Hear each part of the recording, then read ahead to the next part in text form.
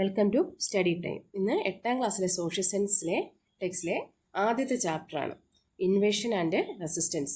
അധിനിവേശവും ചെറുത്തുനിൽപ്പും. Invasion എന്ന് പറഞ്ഞാൽ അധിനിവേശം, റെസിസ്റ്റൻസ് പറഞ്ഞാൽ അതിനെതിരെയുള്ള ചെറുത്തുനിൽപ്പ്. In April 1601, the English East India Company sent its first expedition to the East Indies. After some 18 months, its 4 ships, Ascension, Dragon, Hector and Susan, had returned from Sumatra and Java with a cargo mainly of pepper. The success of these ventures led to a second expedition by the same ship, which left London in March 1604. On the return journey, Hector and Susan sent off first, but Susan was lost at sea and Hector was rescued by Ascension and Dragon with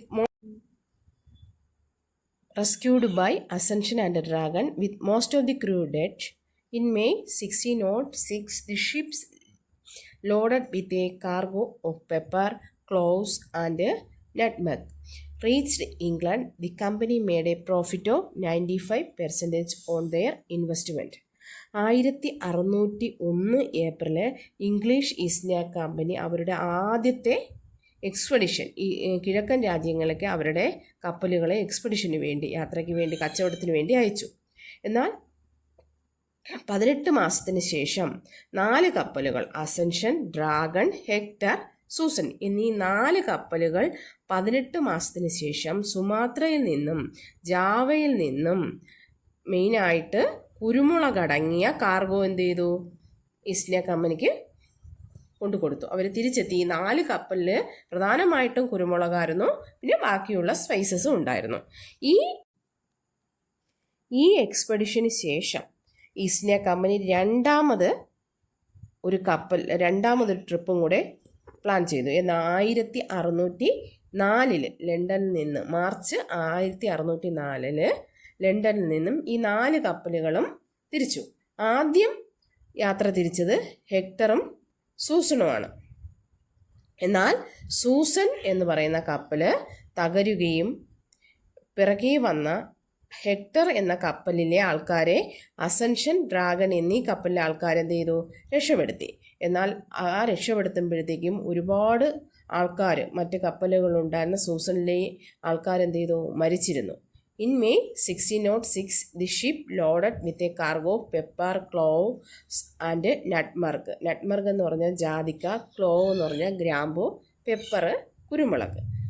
1606 ഈ കപ്പലുകൾ നിറച്ചും കുരുമുളകും ഗ്രാമ്പുവും ജാതിക്കയും നിറച്ച് ഇംഗ്ലണ്ടിലെത്തി.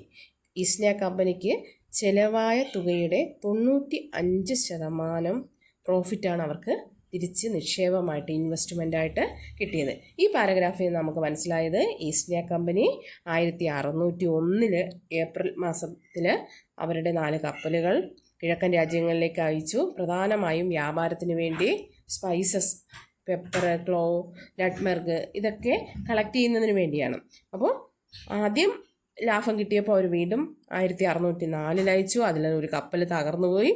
അതിനുശേഷം 1606 ഇവർ തിരിച്ചു വരികയും ഒരുപാട് ലാഭം ഇവർക്ക് ഇതിൽ നിന്നും ഉണ്ടാവുകയും ചെയ്തു. ഇതാണ് എന്ത് ചെയ്തത്, കച്ചവടത്തിനായിട്ട് ഈ ആൾക്കാർ, യൂറോപ്യൻസ് ആദ്യമായിട്ട് ഇങ്ങോട്ട് വന്ന്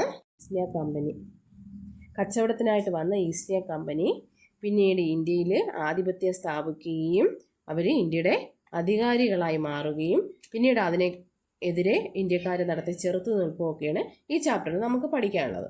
Let us examine what prompted the English East India Company to trade in such difficult condition.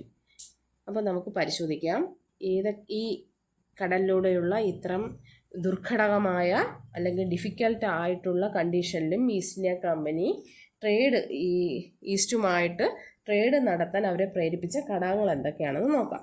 Europeans had trade relations with other parts to the world from ancient times.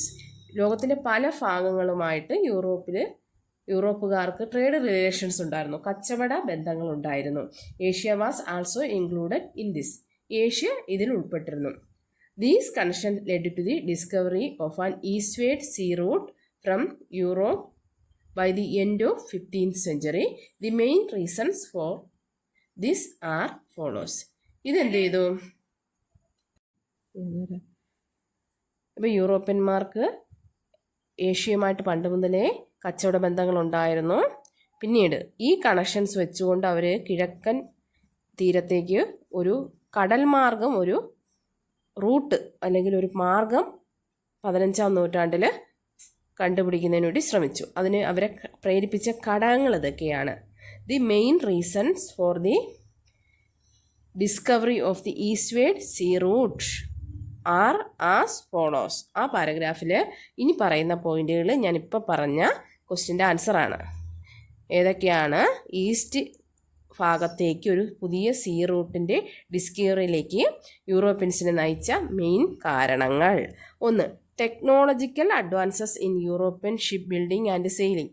അവർക്ക് കപ്പൽ നിർമ്മിക്കുന്നതിനും കപ്പൽ ഓടിക്കുന്നതിലും അല്ലെങ്കിൽ കപ്പൽ സെയിലിങ്ങിലും കപ്പൽ യാത്രയിലുമുള്ള ടെക്നോളജിക്കൽ അഡ്വാൻസ്, ശാസ്ത്രീയമായ പുരോഗതിയും അവർക്ക് അതിനെക്കുറിച്ചുള്ള അറിവും നല്ലവണ്ണം ഉണ്ടായിരുന്നു. Growth in knowledge about geography, ഭൂമിശാസ്ത്രപരമായിട്ട് ഉള്ള അവർക്ക് അറിവുകൾ, ഒരുപാട് വികസിച്ച അറിവുകൾ ഉണ്ടായിരുന്നു. ഭൂമിശാസ്ത്രപരമായ അറിവ് ഉണ്ടെങ്കിൽ മാത്രമേ അന്നുള്ള ടെക്നോളജികൾ വെച്ചുകൊണ്ട് കപ്പൽ യാത്ര ചെയ്ത് അവർക്ക് മറ്റൊരു പുതിയ ഭൂഖണ്ഡത്തിലെ അല്ലെങ്കിൽ ഒരു കടൽ യാത്ര ചെയ്ത് ലോകത്തിൻ്റെ പല ഭാഗത്തും എത്താൻ പറ്റുള്ളൂ. Advances made in compass and map making. ഭൂപട നിർമ്മാണത്തിലും കോമ്പസിൻ്റെ ഉപയോഗത്തിലും അവർക്ക് അഡ്വാൻസ് ആയിട്ടുള്ള അറിവുണ്ടായിരുന്നു. കോമ്പസ് എന്ന് പറയുന്നത് ദിശ കണ്ടുപിടിക്കാനാണ്. കപ്പൽ യാത്രയിൽ ഒഴിച്ചുകൂടാനാവാത്ത 2 കാര്യങ്ങളാണ് മാപ്പ് മേക്കിങ്ങും കോമ്പസും. ഇത് രണ്ടും വെച്ചുകൊണ്ടാണ് പണ്ട് കാലത്ത് എന്ത് ചെയ്തത്? ഇന്നതുപോലുള്ള ടെക്നോളജി ഒന്നുമില്ല. അപ്പോൾ കോമ്പസും വേണം, മാപ്പ് മേക്കിങ്ങും വേണം, മാപ്പും വേണം. ഇത് രണ്ടും വെച്ചുകൊണ്ടാണ് അവരെന്ന് യാത്ര ചെയ്തത്. Travel writings by voyages provided knowledge about new territories and their wealth. Travel voyages, യാത്രാ വിവരണങ്ങൾ, ഒരുപാട് ട്രാവലേഴ്സിൻ്റെ യാത്രാ വിവരണങ്ങളിലൂടെ അവർ പുതിയ പുതിയ ടെറിട്ടറികളെ, പുതിയ പുതിയ പ്രദേശങ്ങളെക്കുറിച്ച് അറിയുകയും അവിടുത്തെ സമ്പത്ത്, അവർ ആ ടെറിട്ടറിയെ അല്ല അവരെ ആകർഷിച്ചത്, ടെറിട്ടറിയെക്കുറിച്ചുള്ള അറിവ് മാത്രമല്ല അവിടുത്തെ സമ്പത്താണ് എന്ത് ചെയ്തത്? കച്ചവടക്കാരായ ഈ യൂറോപ്യൻസിനെ ആകർഷിച്ചത്. അതിനെക്കുറിച്ച് അറിയുകയും അവിടുത്തെ സമ്പത്ത് കൂടുതലുള്ള സ്ഥലങ്ങൾ തേടി ഇവർ യാത്ര ചെയ്യുകയും ചെയ്തു. കാരണം എന്താ? അറബികൾക്ക് പണ്ട് മുതലേ ഏഷ്യൻ രാജ്യങ്ങൾ, ഇന്ത്യയുമായിട്ടൊക്കെ കച്ചവട ബന്ധം ഉണ്ടായിരുന്നു. അതുകൊണ്ട് തന്നെ അറബികളുടെ യാത്രാ വിവരണങ്ങളിൽ നിന്നുമൊക്കെ അല്ലെങ്കിൽ മറ്റു രാജ്യങ്ങളിലെ യാത്രാ വിവരണങ്ങളിൽ നിന്നുമൊക്കെ ഈ രാജ്യങ്ങളിലെ സമ്പത്ത്, അളവറ്റ സമ്പത്തിനെ കുറിച്ച് അറിഞ്ഞാണ് അവരിങ്ങോട്ട് പൈസ മുടക്കി അല്ലെങ്കിൽ ഒരുപാട് സാഹസികമായിട്ട് കടൽ മാർഗം യാത്ര ചെയ്ത് ഇങ്ങോട്ട് എത്തിയത്. The commercial market for Asian products like pepper in Europe. കുരുമുളകിന് യൂറോപ്പിൽ വാണിജ്യപരമായ കച്ചവട സാധ്യത ഒരുപാടുണ്ടായിരുന്നു. അല്ലെങ്കിൽ കുരുമുളക് കൊണ്ട് ഉണ്ടാക്കുന്ന ഉൽപ്പന്നങ്ങൾക്ക് കൊമേഴ്സ്യൽ, വാണിജ്യ മാർക്കറ്റിൽ ഒരുപാട് ഡിമാൻഡ് ഉണ്ടായിരുന്നു. Conquest of Constantinople by the Turk. 1453 Constantinople തുർക്കികൾ കീഴടക്കി. അതുകൊണ്ടാണ് എന്ത് ചെയ്തത്? അവർ പുതിയൊരു സീ റൂട്ട് കണ്ടുപിടിക്കാൻ പ്രേരിപ്പിച്ചതാണ് യൂറോപ്യൻസിനെ. What was the importance of Constantinople in the history of Europe, അല്ലെങ്കിൽ in the history of trade relation between Europe and Asia? ഏഷ്യയും യൂറോപ്പും തമ്മിലുള്ള കച്ചവട ബന്ധത്തിൽ കോൺസ്റ്റാന്റിനോപ്പിളിൻ്റെ പ്രാധാന്യം എന്താണ്? നമ്മൾ ചെറിയ ക്ലാസ് തൊട്ടേ പഠിക്കുന്നതാണ്. കോൺസ്റ്റാന്റിനോപ്പിൾ എന്ന് പറയുന്നത് യൂറോപ്പും ഏഷ്യയും തമ്മിൽ കണക്ട് ചെയ്യുന്ന കരമാർഗമുള്ള ഒരു കരമാർഗമുള്ള ഒരു ലാൻഡ് റൂട്ടാണ്. ഈ ലാൻഡ് റൂട്ട് അല്ലെങ്കിൽ കോൺസ്റ്റാന്റിനോപ്പിൾ വഴിയാണ് യൂറോപ്പിൽ നിന്ന് ഏഷ്യയിലേക്ക് കരമാർഗം വരാനുള്ള വഴി, എളുപ്പത്തിൽ എത്തിച്ചേരും. എന്നാൽ 1453 തുർക്കികൾ, ഓട്ടോമൻ സാമ്രാജ്യത്തിലെ തുർക്കികൾ എന്ത് ചെയ്തു? ഈ കോൺസ്റ്റാന്റിനോപ്പിൾ കീഴടക്കുകയും അവരതുവഴിയുള്ള വ്യാപാരം എന്ത് ചെയ്തു? അതുവഴിയുള്ള വഴി അടച്ചു വെച്ചപ്പോൾ യൂറോപ്യൻസിന് ഇങ്ങോട്ട് വരണം, അവരുടെ കച്ചവടം നടക്കണം. അപ്പോൾ അവരെന്ത് ചെയ്തു? പുതിയ പുതിയ കടൽ മാർഗം വഴി, ഇത്തിരി കഷ്ടപ്പെട്ടിട്ടാണെങ്കിലും കടൽ മാർഗം വഴി ഏഷ്യയിലേക്ക് വരാൻ അല്ലെങ്കിൽ ഇന്ത്യയിലേക്ക് വരാൻ പുതിയൊരു മാർഗം കണ്ടുപിടിക്കാൻ തുനിഞ്ഞു. ആ മാപ്പ് നോക്കി, ഏഷ്യയുണ്ട്, ആഫ്രിക്കയുണ്ട്, യൂറോപ്പുണ്ട്. ഈ 3 കോണ്ടിനെൻസും കണ്ടോ? The Portuguese were the first Europeans to reach India by sea. Vasco da Gama from Portugal was the first to reach India by sea. Vasco da ഗാമയാണ് ആദ്യമായിട്ട് ഇന്ത്യയിൽ കടൽ മാർഗം വന്ന യൂറോപ്യൻ. പ്രത്യേകിച്ച് ശ്രദ്ധിക്കുക, കടൽ മാർഗം, ലാൻഡ് മാർഗമല്ല, സീ റൂട്ട് വഴി ഇന്ത്യയിൽ എത്തിച്ചേർന്ന ഫസ്റ്റ് യൂറോപ്യൻ എന്ന് പറയുന്നത് ആരാണ്? Vasco da gamma.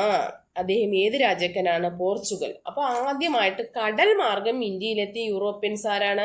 പ്രത്യേകം ശ്രദ്ധിക്കുക, കടൽ മാർഗം, സീ റൂട്ട് വഴി, ലാൻഡ് മാർഗമല്ല, കടൽ മാർഗം ഇന്ത്യയിലെത്തിയ ഫസ്റ്റ് യൂറോപ്യൻ എന്ന് പറയുന്നത് പോർച്ചുഗീസുകാരനായ വാസ്കോ ഡ ഗാമയാണ്. അതിന് അപ്പോൾ നിങ്ങൾ എക്സാമിന് ചോദിക്കുമ്പോൾ, കഴിഞ്ഞ പ്രാവശ്യം ചോദിച്ചിരുന്നു, പുതിയ ടെക്സ്റ്റ് ആയിരുന്നിട്ട് കൂടി ഈ ചാപ്റ്ററിൽ നിന്ന് ഒരുപാട് ക്വസ്റ്റ്യൻസ് വന്നിരുന്നു. അപ്പോൾ ചോദിക്കും, ആരാണ് കടൽ മാർഗം ഇന്ത്യയിലെത്തിയ യൂറോപ്യൻ, അല്ലെങ്കിൽ അയാളുടെ പേര്, ഏത് രാജ്യക്കാരനാണ്? പോർച്ചുഗീസുകാരനാണ്. വാസ്കോ ഡ ഗാമ എന്നാണ് അയാളുടെ പേര്. അപ്പം ഇവർ വന്ന ഓർഡർ, ഏതൊക്കെ രാജ്യക്കാരാണ് ആദ്യം കടൽ മാർഗം ഇന്ത്യയിലെത്തിയത്, അതിൻ്റെ ഓർഡർ എന്ന് പറയുന്നത് പോർച്ചുഗീസ്, ഡച്ച്, ബ്രിട്ടീഷ്, ഫ്രഞ്ച്. അത് കഴിഞ്ഞ വർഷം ചോദിച്ചതാണ്, സ്റ്റേറ്റ്മെന്റ് വൈസ് ആയിട്ട് ചോദിച്ച ക്വസ്റ്റ്യൻ ആണ്, ഓണം എക്സാമിന് ചോദിച്ചിട്ടുള്ളതാണ്. അപ്പോൾ അതിനൊരു കോഡ് ഇട്ട് നമുക്ക് പഠിക്കാം. പോഡ ബീഫെ, PDBF. ഈ കോഡ് വഴി നമുക്ക് കണക്ട് ചെയ്യാം. ആദ്യം വന്നതാരാണ്? പോർച്ചുഗീസുകാരെ സ്റ്റാൻഡ് ചെയ്യുന്നത് P stands for Portuguese, D stands for Dutch, B for British, F for French. അപ്പോൾ തിരിച്ചും നോക്കാം. ലാസ്റ്റ് വന്നത് ആരാണ്? ഫ്രഞ്ച്, പിന്നീട് ബ്രിട്ടീഷുകാർ, പിന്നെ ഡച്ചുകാർ, ആദ്യം പോർച്ചുഗീസുകാർ. അപ്പോൾ ഈ കോഡ് മറക്കാതെ ഓർത്തിരിക്കുക. Observe the map and find the following. The starting point of Vasco da Gama's voyage. ആ മാപ്പ് നോക്കിയേ. വാസ്കോ ഡ ഗാമയുടെ യാത്രയുടെ സ്റ്റാർട്ടിംഗ് പോയിന്റ് ഏതാ? പോർച്ചുഗലിലെ ലിപ്സൺ തുറമുഖത്തു നിന്നാണ്. The place where Vasco da Gama arrived. എവിടെയാണ് വാസ്കോ ഡ ഗാമ എത്തിച്ചേർന്നത്? കോഴിക്കോടുള്ള കാപ്പാട്. ആ ഏഷ്യ എന്ന് പറയുന്നതിൻ്റെ താഴെ ഇന്ത്യ എന്ന് കൊടുത്തിട്ടുണ്ട്, അതിന് താഴെ കോഴിക്കോട്, കാപ്പാട്.